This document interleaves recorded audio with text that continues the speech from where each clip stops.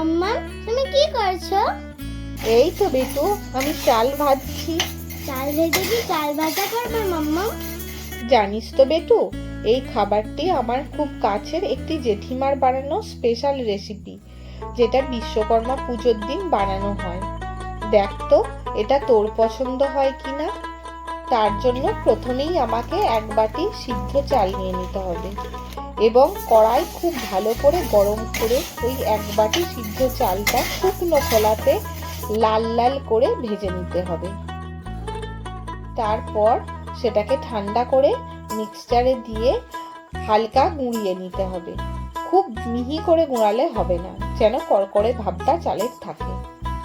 সাথে এক বাটি কোরানো নারকেল নিতে হবে, অল্প আদা গ্রেট করে নিতে হবে, আর এক বাটি গুড় নিয়ে নিতে হবে।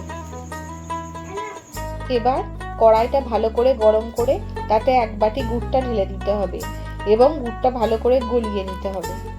গুড়টা এরকম গলে গেলে তার মধ্যে এক বাটি কোরানো নারকেলটা দিয়ে দিতে হবে এবং খুব ভালো করে সেটাকে মিশিয়ে নিতে হবে।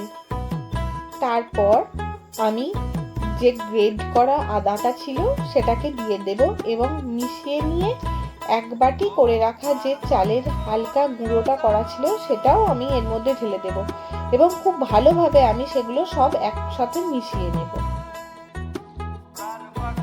এবারে একটু চিটচিটে ভাব চলে এলে আমি গ্যাসটা বন্ধ করে দেব এবং ওই মিশ্রণটা একটা পাত্রে ঢেলে নেব।